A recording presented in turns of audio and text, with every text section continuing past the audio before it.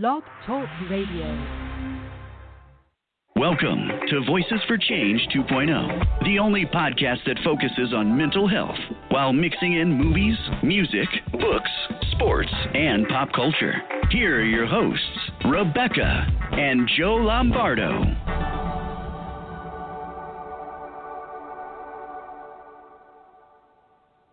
Hey, good morning, everybody. Thanks for being here with us today on Voices for Change 2.0. We are glad to have you.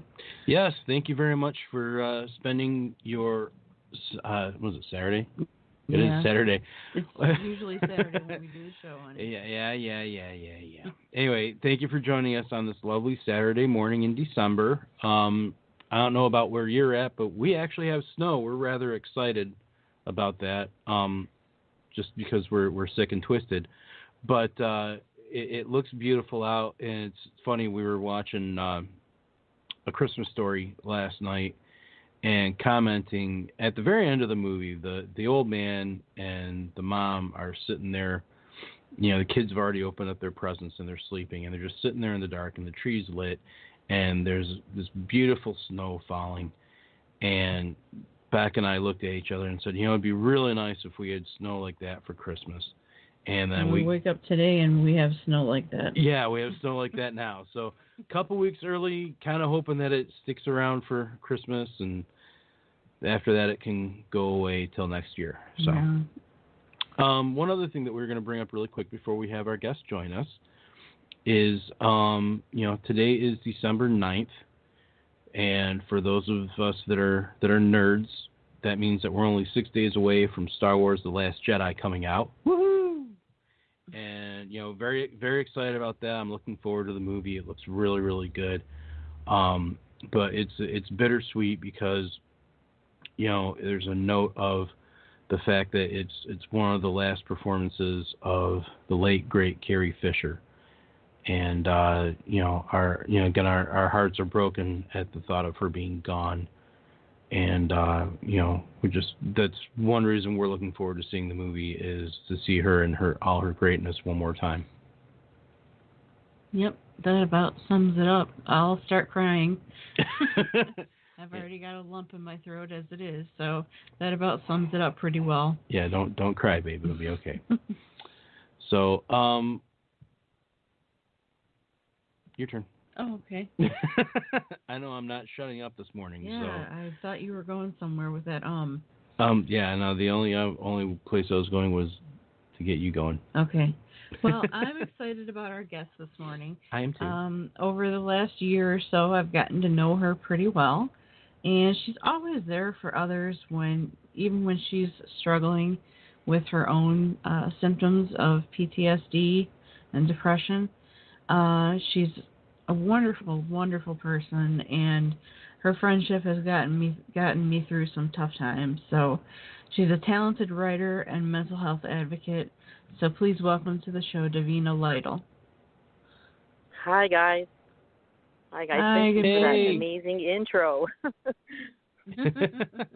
Well, we're honored to have you on the show, and we both love you very much. You know this. And we're happy that, you could spend, an hour this morning with us.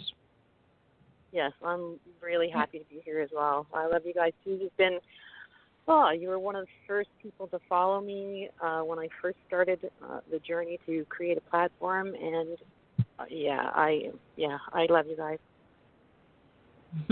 Aw, thank you. Thank you. So do you have any questions for us before we get started?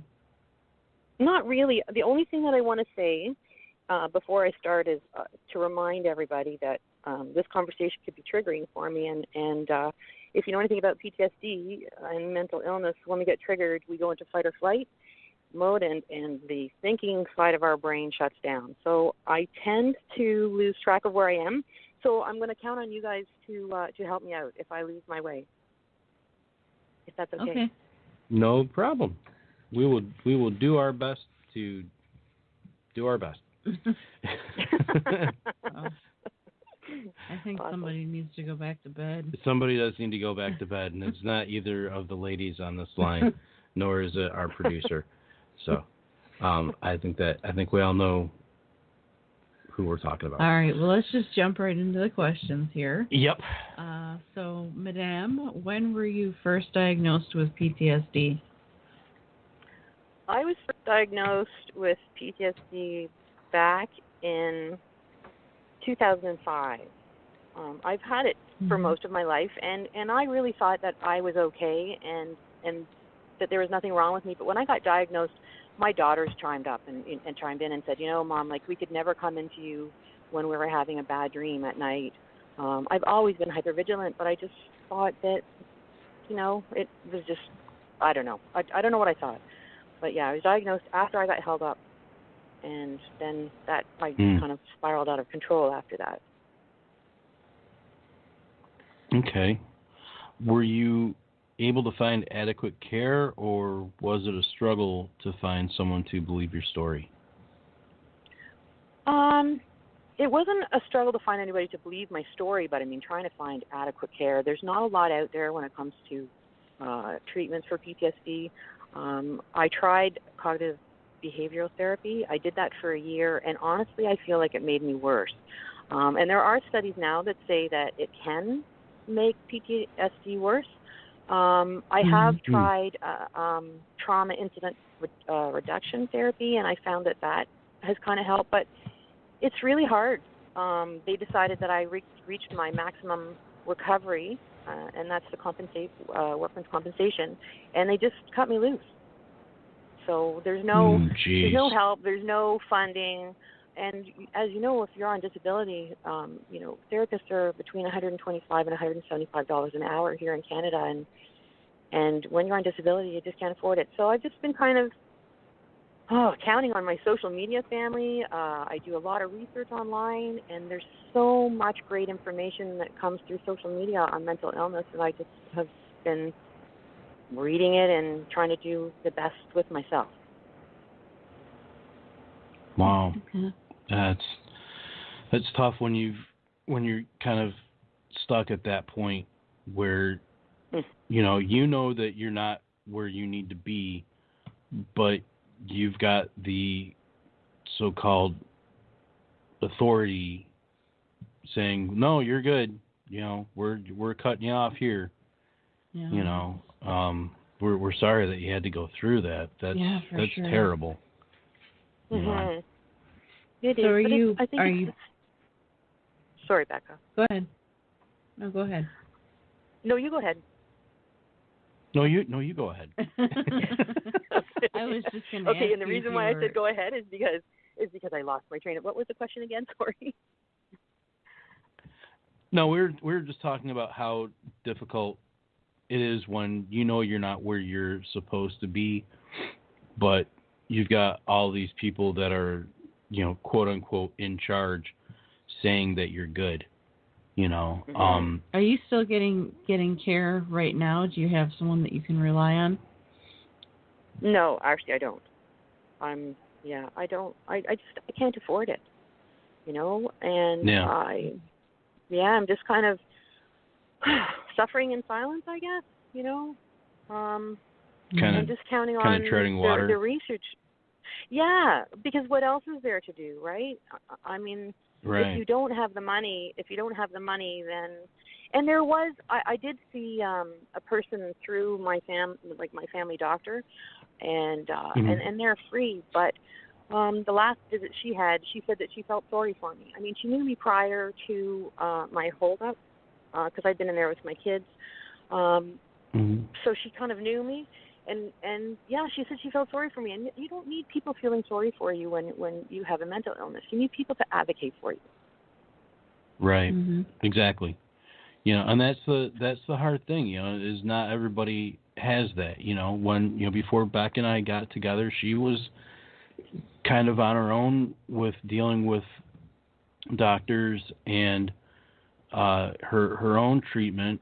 And once we finally got together and I started going to the doctor's appointments with her, especially the quality of care she was getting when we first got together, because it was through the county, and it's not bad, but it's not good. It's not the top upper echelon of what you can get. You're treated like a number on a file, basically. Exactly. And it's you're in and out like cattle. And for me to be there, and it got to the point where the doctor was talking to me, and I'm like, I'm not the patient. My wife is. Talk to her.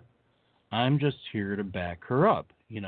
So when you don't have that kind of support, that makes it doubly tough trying to advocate for yourself.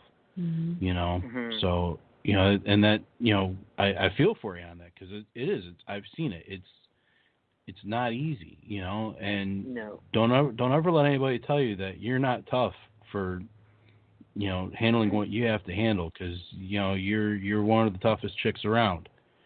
Yeah, that's for sure. So. Thanks. And don't get me wrong, I do. My husband is absolutely amazing. He is my biggest advocate. He doesn't understand PTSD, but he's so. I don't know how to explain it. I don't have to explain anything to him. He knows exactly how I'm feeling. He can tell when I am triggered. That's when he told the service dog people what to look for. And I wash my hands. He calls it washing my hands. When I get stressed, I put my hands together. And, sorry, my phone is beeping in my ear. Can you hear that? No. Nope, we don't hear anything.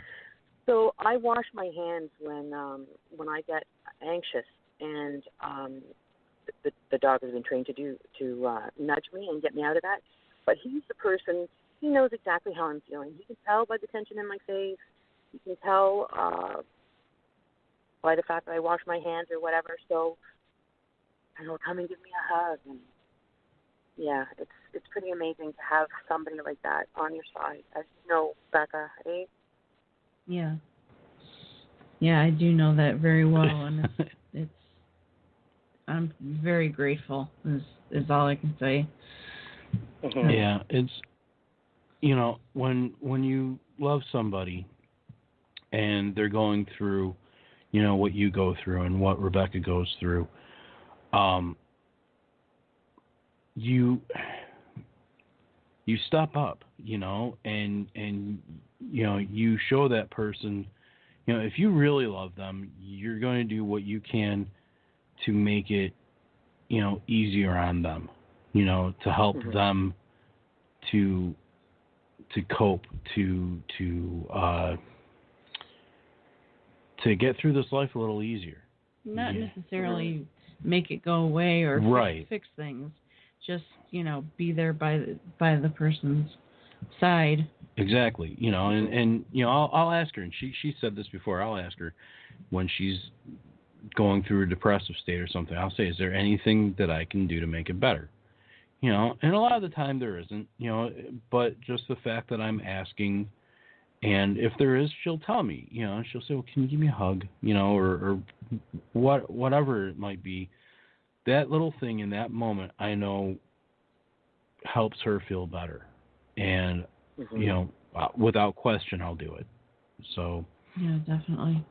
So kudos to your hubby for being supportive, and, helping out however he can, because it's not easy, and PTSD is, absolutely a traumatic thing to go through. I feel for anybody that's afflicted with it, because it's, you never know when you're going to have something that's going to trigger you, right? Exactly. It's just, something can happen out of nowhere, and it's, boom, and you're triggered. I feel for that with, the soldiers that come back from fighting, Yeah. So. And kudos to you when guys. did You guys are rock stars, honestly. Because I mean, the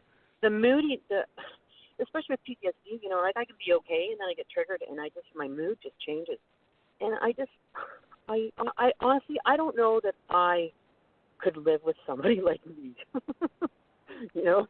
I really don't. So yeah, you guys are rock stars. Our supporters are rock stars. Yeah, for Sorry, sure. Becca, for interrupting. Well, Oh no, you're okay. You know, we want you to talk. So. Yeah. Okay. So it's perfectly fine. Okay. It's definitely better for you to talk than to just sit there and. Yeah, we don't want you to go yes, no, maybe. Okay. No. This is a conversation that we're having. So, we want to what's the word that people use now that's ridiculous? Conversate. Yeah. Oh my God, that's terrible. Yeah. They're shortening everything. Our society is falling apart. Anyway. Anyway, on to this pleasant conversation that we're having. Yeah. About God only knows what. I don't know what's going on with the person on the other side of the desk today, but I'm tired. Are you tired? Why are you so tired, Joe? It's a long story. Okay. Just a long story, long night of battling cats. So, yeah, that's what they do. I love them, but yeah. So let's go back to our question. Oh yeah. They absolutely will keep us both up all hours, and you know I'm grateful on the days that I'm off. You know, like today, where it's not as big of a deal, but it's those working days where I'm getting stomped on at 1:30 in the morning. It's like, come on, man. So. Yeah, we tried to have a cat actually about a year ago, and I couldn't handle the jumping up on the bed in the middle of the night. Just would scare the crap out of me. So. Yeah, I could see that. Yeah, I understand that. Yeah, so really well. You know that sucks that you have to, you know, when you have a situation like that and you have to let it go, but you know you got to look out for you too, you know, and that's coming from a couple of animal lovers. Mm-hmm.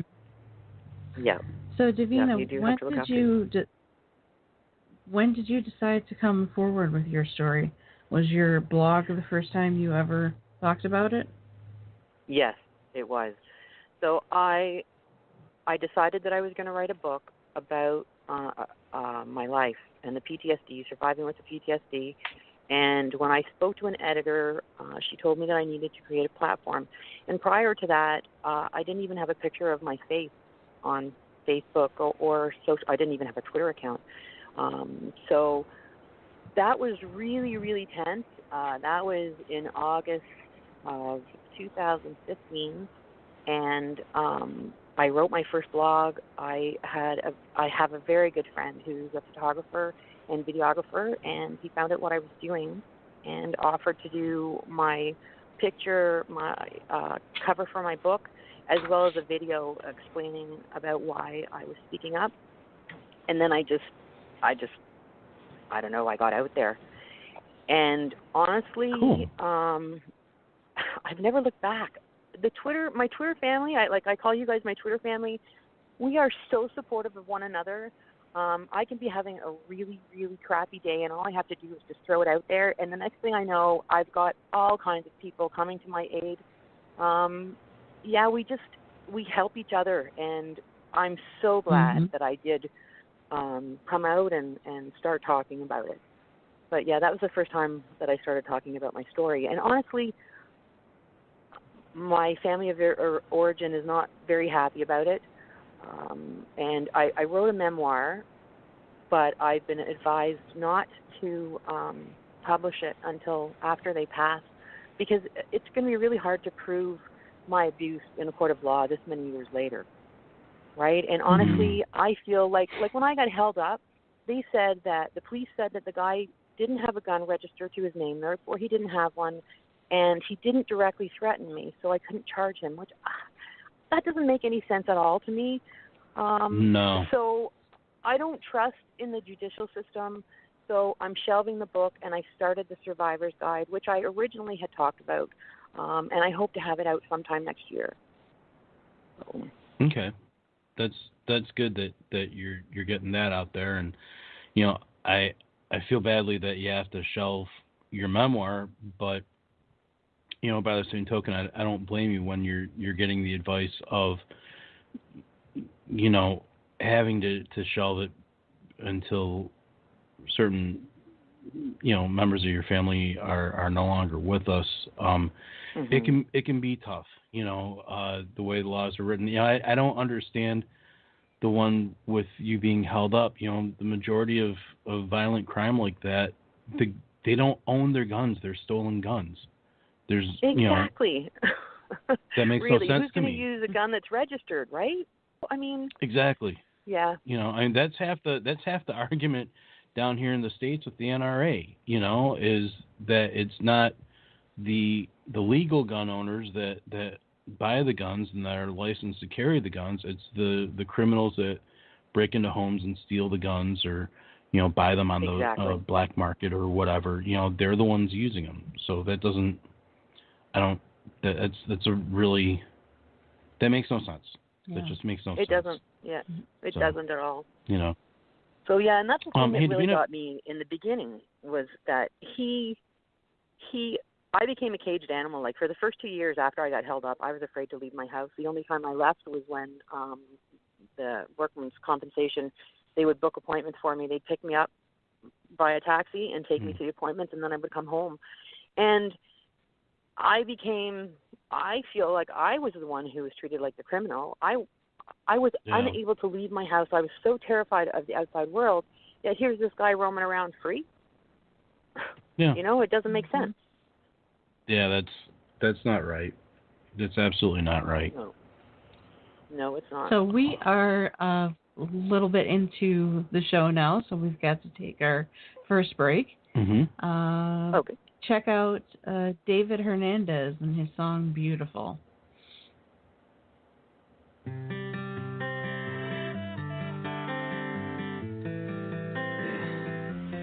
Father in the sky, and they're starting to align. I see you passing by, and we're slowing down the time. Now my love is flashing by, all I see is flashing lights. 'Cause you're right here by my side, can you feel it come alive? If this were a love song, would you be mine? 'Cause I just can't get you off of my mind, and I think about you all day and night. So I wrote you a love song, baby, you're beautiful.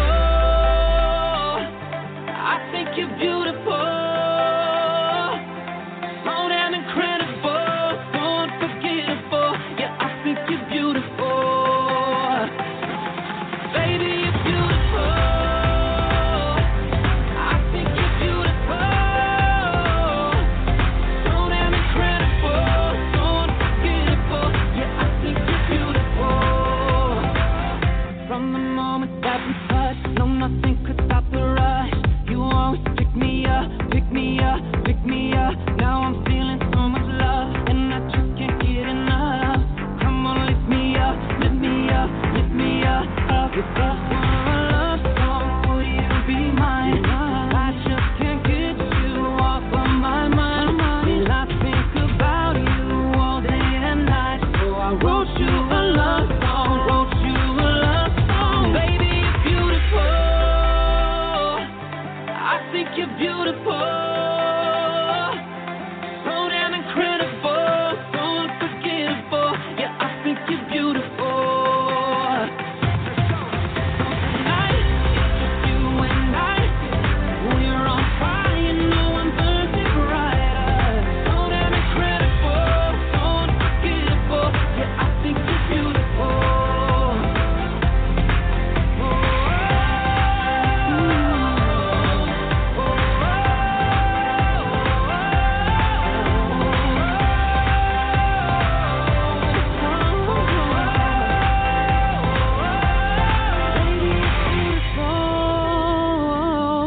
I think you're beautiful. So damn incredible, so unforgettable. Yes, I think you're beautiful. Oh, tonight it's just you and I. We're on fire, no one burns it brighter. So damn incredible, so unforgettable. Yeah, I think you're beautiful. Baby, you're beautiful. I think you're beautiful. So damn incredible, so unforgettable. Yeah, I think you're beautiful.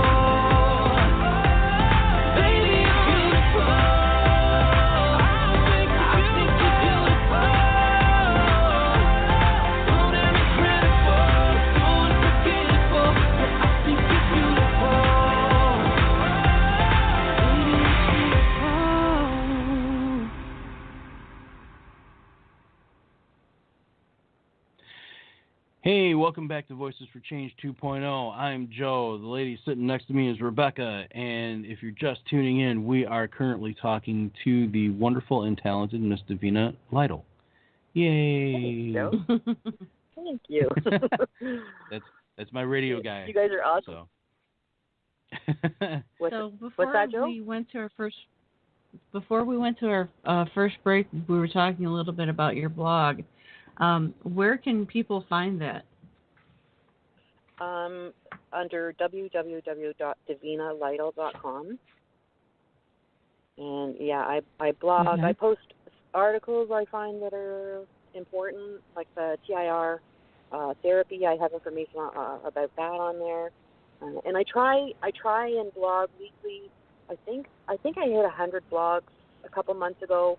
But I find when I'm really, really struggling, it's best for me to step back. So there have been a couple of weeks where I just said, I can't do it. I'm doing some self-care, and I'll be back, when I can.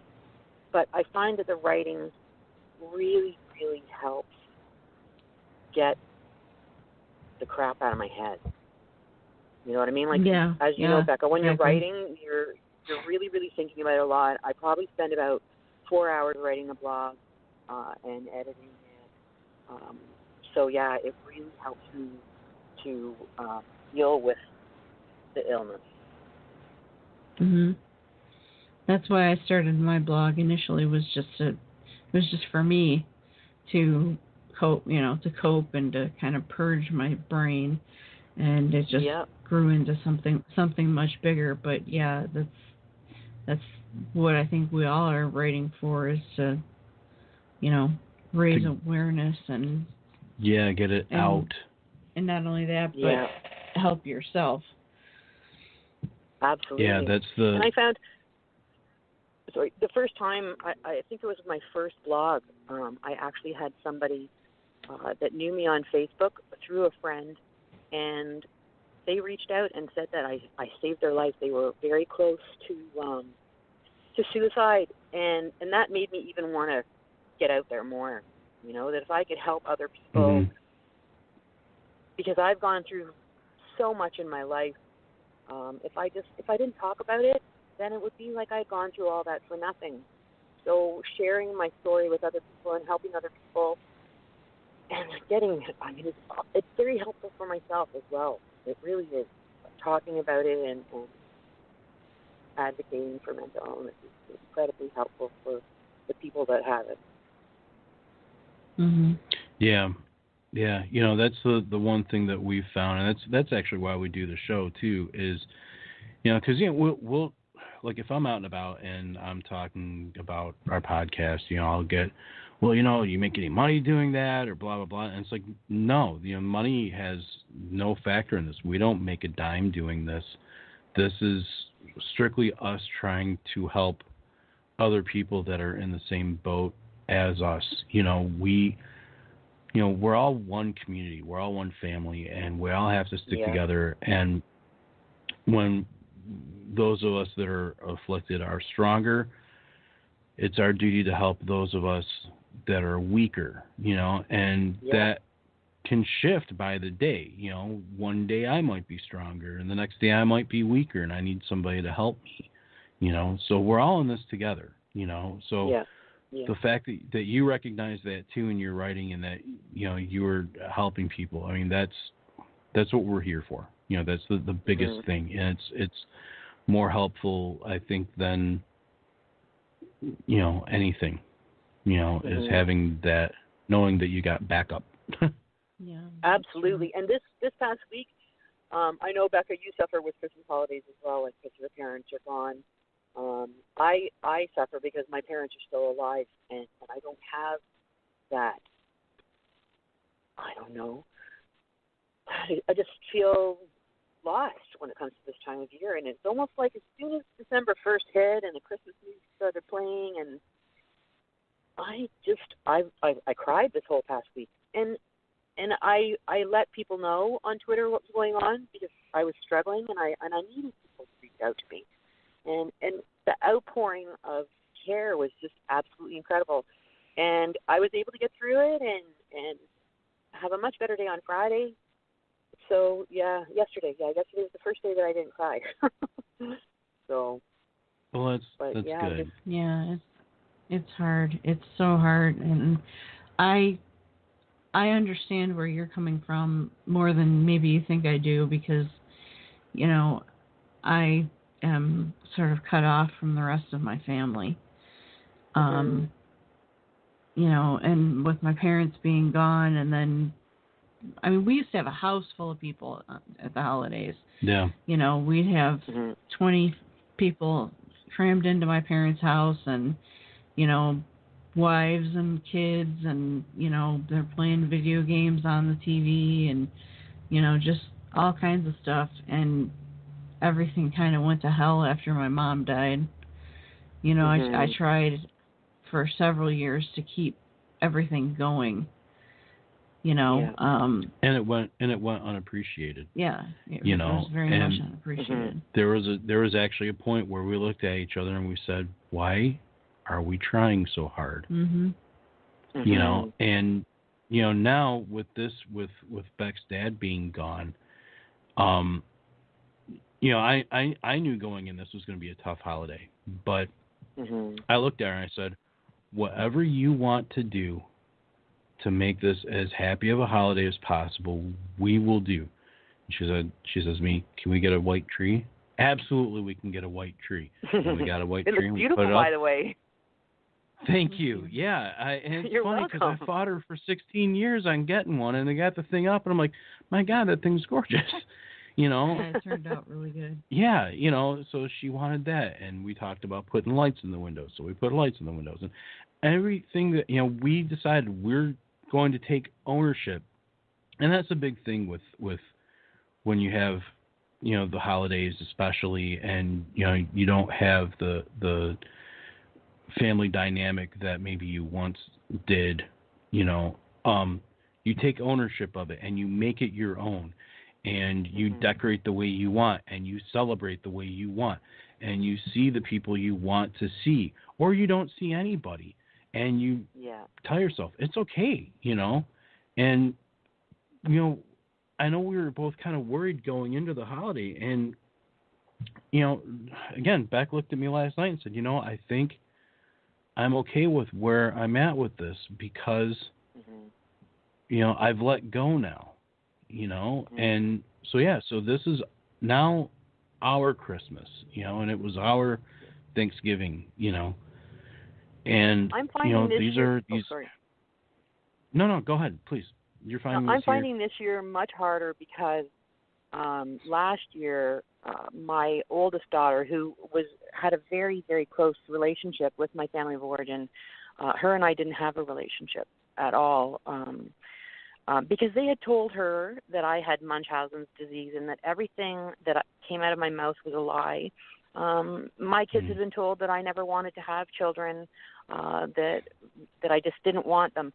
Then when they started asking questions, just after Christmas, so it would have been January of this year, my family of origin deleted and blocked both of them on Facebook and social media. So my oldest, especially in particular, because she had a really, really close relationship with them, I mean, she completely shut down last week. We talked on the phone one day, and she was so upset about the holidays and not understanding why. Like, she never did anything, and then she didn't call.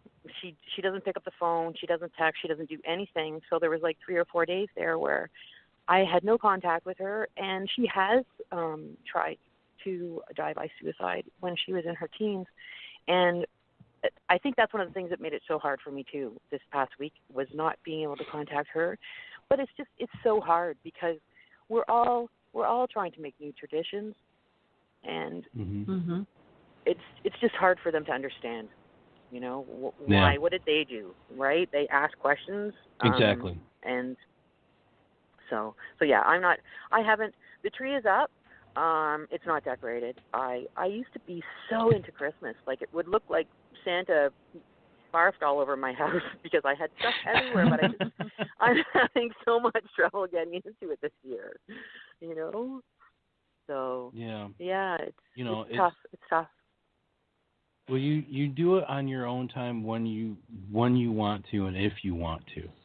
That's Yeah, don't put any pressure on No. yourself. If that tree doesn't get decorated, then it doesn't get decorated. Yeah. It's just we all put so much pressure on ourselves. I know especially with me, I suffer from so much guilt if I take a day and I can't get out of bed and that it's a bad day for me. It's like I'm the same way. It's like I should be doing something. There are things that need to be done, but I can't get up and do them. And I have to reassure her that the only thing, and this has been the same story the entire time we've been together, is the only thing I expect from her when I come home from work at the end of the day is that she's there to love me. I don't care about anything else. I've said it before. I'll say it till the day that we are both no longer on this planet. As long as she's there and she loves me, I don't care if the house gets cleaned. I don't care what happens. I don't care if there's a dinner on the table when I come home. None of that. Because it'll happen one way or the other. She'll either feel better and get up and do it eventually, or I'll get up and do it. It doesn't matter. It's minutia. And that's what Gary matters says is about that me. we're there for each other. Mm-hmm. So That's Gary's good. the same way. Joe, he just I pedestal, and I wonder when I'm gonna fall off of it, because he worships the ground that I walk on. I don't see how he can love somebody so messed up so much, but he does. Oh, I get that. And it's I making me get that. teary. Yeah. Well, don't get teared up about it. It just means that he loves you. Oh yeah, he does. He does. Do you want to ask about the puppy dog, my dear, or do you want me to ask about the puppy dog? Oh, I can ask about the puppy dog. The puppy dog was a little bit further down, but that's okay. Okay, so we've seen some photos on social media of this beautiful chocolate lab that you have now. Yes. How long have you had him, and what has the experience been like? And for those who don't know, he is a therapy dog. Yes. Yeah, he's a service dog, actually. I have had him 3 weeks today, and I applied for him when I first was diagnosed with PTSD. I did a lot of research on it, and I thought if I got a big dog, it would help. And National Service Dogs didn't do them for PTSD back then, but just over 3 years ago, I applied and went through the process and finally got my service dog 3 weeks ago. We spent 6 days in a hotel, just my husband and I and the dog, and we would go to classes during the day, and we would go out to malls or stores to see if they could pass their access test. Anyway, I think it was probably the third day that the first day was really, really hard, actually, because his trainer, the person he'd been staying with, was actually teaching the class. And when they brought our dogs into us for the first time, he wanted to be with her. But then I think it was probably around the third day he'd been going home with us. And, he licked my face, and I knew that he was mine. I've been out every day. Aww. Yesterday was the first day that I didn't go out. I cut myself some slack because even this past week when I was struggling so much, Becca, like you, I push myself. I feel guilty if I don't do what I'm supposed to be doing. I feel like I'm letting people down when really, I mean, I'm letting myself down, really, when you think about it. Mm-hmm. So, but yesterday I was the first day I didn't go out anywhere with him. But I've been out for dinner and lunch with friends, and that's absolutely unheard of for me. I've been out to the malls, and in order to keep him trained, I need to get out, right? So it's forcing me. And there are lots of stores. I don't know about you guys, but places like Rona or Home Depot on a Monday or during the week, first thing in the morning, they're really quiet, so I can go back down to the end of the store and do all my exercises with him and then leave the store.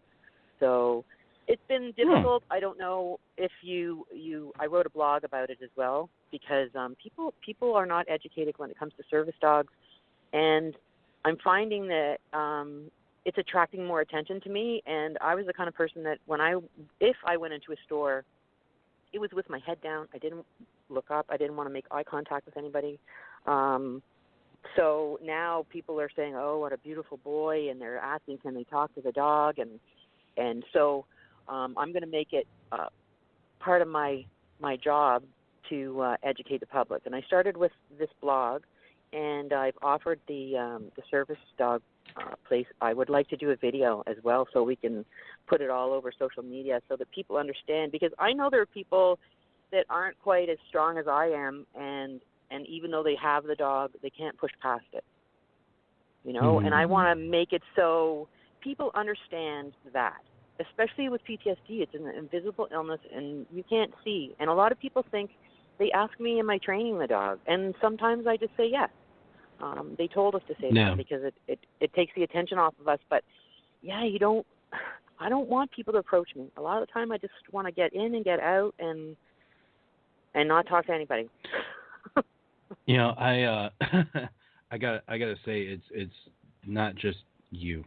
I don't want to talk to anybody when I'm out and about at the store. I just want to get in, get what I need, and get out. I don't want anybody hassling me or bothering me either. So I can relate. Believe you me. When it comes to that, I don't even go to the store. I just let you do it. Yeah. And you know what, Becca, I did that. Gary did that until, and that was the reason why I got the service dog, because I do want to get out. I want to take a little bit of, because he just does so much for me. I feel like I just feel like he's giving 100% all the time, and I feel like I'm not. Do you know what I mean? So I wanted to be able to go pick up a bag of milk, or I can't do a full blown grocery shop. That's not going to happen. But Babe, you need a bag of milk. Can you go pick it up? Yeah, no problem. Instead of, no, I can't leave the house today. I'm hoping Laddie is going to take away the stress around that for me, and we'll see if my central serous retinopathy comes back, or I get the shingles again, or But I'm hoping for the most part he's going to be the power that gets me out. That's awesome. Yeah, I hope so. We hope for that too. Thank you. We love animals anyway, so we get to see pictures of the puppy. Honestly, I was gonna say, honestly, I like dogs better than most people or animals. Yeah, for sure. They don't judge you, right? Right, they just love you. Yeah, that's all they do. So aside from your blog, are you working on any other projects?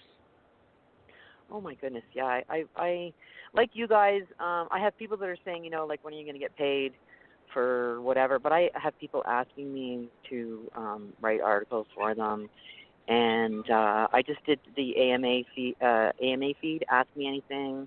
There's a couple of other people, and I don't even know who it was that asked me to write little blurbs about the Christmas holidays, what it's like to live with PTSD. So yeah, I'm just trying to get out there as much as I can to keep talking mental health, Becca, so that we can educate the masses.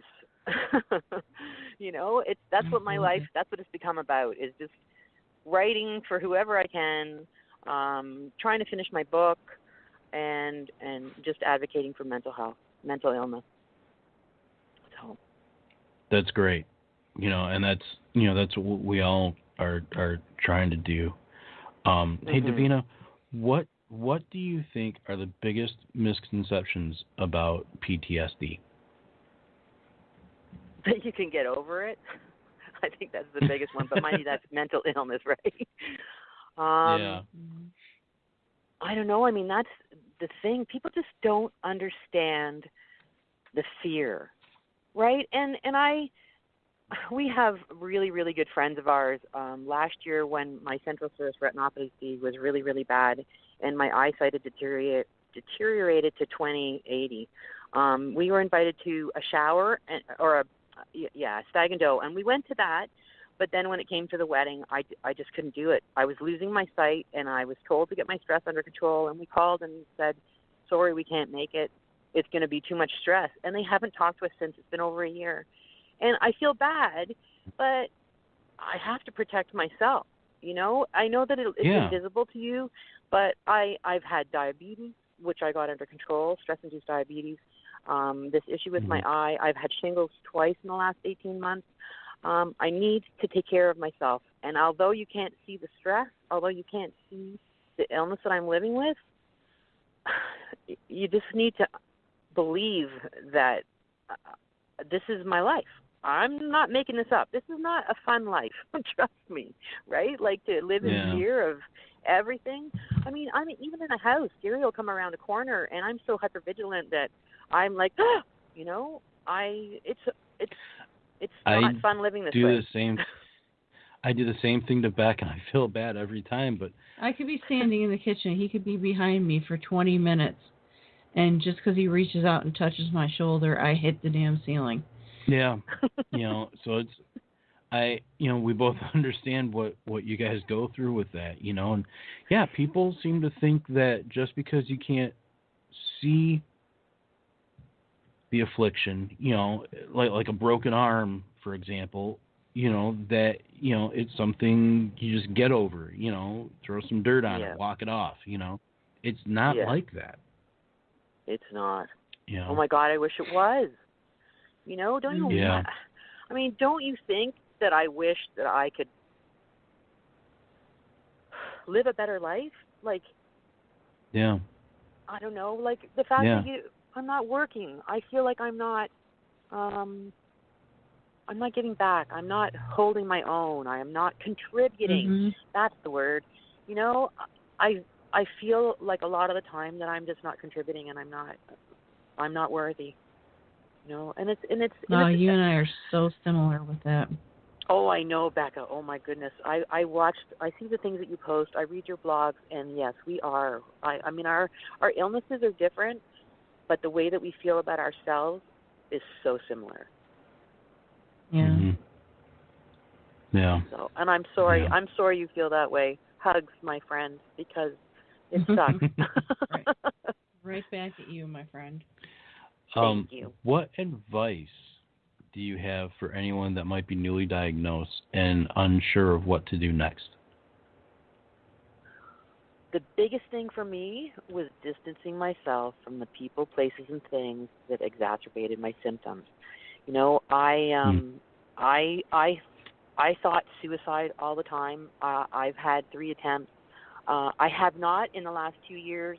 Once I distanced myself from the people that were making me feel like I was unworthy, I mean, they made me feel like they would be better off if I killed myself. They made me feel like the whole world would be better off without me. And once I distanced myself from them and worked on a chosen family, like my Twitter family and my friends, my close friends, my daughters and my nephew, things changed for me because I didn't have that criticism from them anymore. I'm still, the voices are still in my head, but honestly, you don't have to do it forever, but that's something that really, really helped me, is to distance yourself from those things that exacerbate your symptoms. That's a really good piece of advice. That is a really good piece of advice. Thanks. Thank you. Yeah. We're getting pretty close to the end of the show here, but I did want to ask you, where can people find you on social media? You can find me on Twitter under Davina Lytle. You can find me on Facebook. It's called I'm Still Here, A Survivor's Guide to PTSD. And I also, my website, which I mentioned earlier. There's also a video out there if you want to see the real person breathing and talking. You can also look at that and just Davina Lytle. It's a video that talks about me writing my book. Yeah, that's on YouTube. Oh, and EMA right? feed too. There's a whole bunch of questions there that I've answered under the Ask Me Anything feed as well. If you have any questions there's still a couple more days there. If you have any questions, you could ask me if you'd like. So.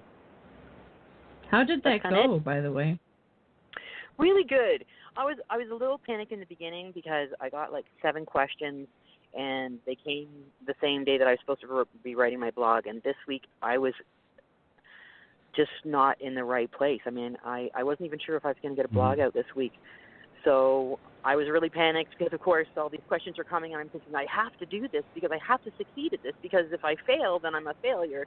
So, yeah, in the beginning it was tough, but then I got a handle on it, and, yeah, I think I've had probably between 17 and 20 questions, but in the last couple of days it's just been a couple each day. So it was awesome, Becca. I think a good way to get the information out there about myself and PTSD, and I talked about cannabis as well, the use of cannabis for PTSD. So that would have been something good to get into too. Yeah. Oh, for next time. Definitely. Yeah. So when your symptoms are at their worst, what do you do to calm yourself? I've started doing Tai Chi. I find that really helps because I couldn't do the meditation. I just can't. I need to be doing something. I use cannabis. That helps me with my anxiety. I smoke it. I ingest it. And I've actually just come across something recently. Mel Robbins, it's the 5-second rule. And she says that anxiety and excitement come from the same part of the brain. And if you can just change your anxiety into an excitement, and she says what you have to do is you literally have to say 5, 4, 3, 2, 1, go, and that changes your brain up, and then you have to have an anchor thought. And when I was doing my training with Laddie, it was so hard for me to be in the mall. Like, I didn't think I was going to be able to do the access test, and I was standing there with Gary, and I'm crying, and he said the rule, remember it? And I just went 5, 4, 3, 2, 1, go. My anchor thought is I'm going to be walking everywhere with this dog. He's going to be by my side, and I'm going to be able to get my life back. And honestly, that's really helping me as well. It's just switching the way that your brain is thinking that, yes, I'm anxious, but you know what? I can turn that into excitement. I just need to change my thought. And it's not as easy as it sounds all the time, but you know what? It's just another method of trying to get your head out of where it is. That sounds good. Yeah, that sounds really interesting. Yeah, and definitely. I'll have to look that up and find out about that. Well, we have definitely enjoyed talking with you today. Yes. Me too, thank you Becca. so much for taking the time. Oh, we you're appreciate welcome. you My so pleasure. much, and we hope everything goes well with you and Laddie, and Thank you, and I appreciate you guys too. Oh, thanks. You guys are absolutely amazing. People need to follow you guys.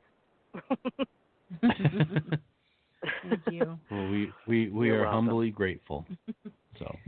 So we're going to sign off today with a dedication to both my wonderful husband and Davina's wonderful husband. Aw. And it's a song by Hillary Cole called "And I Love Him."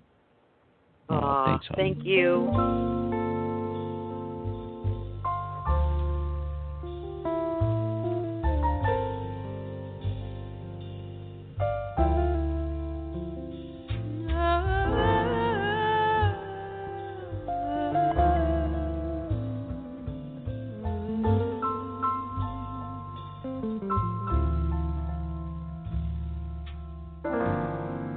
I give him all my love. That's all I do. And if you saw my love, you'd love him too. And I love him.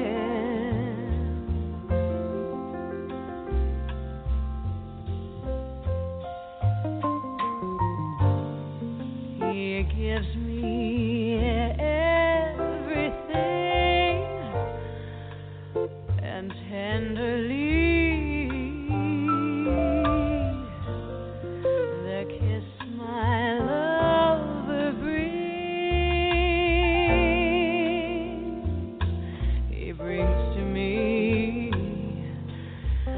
and I love him, and I love him.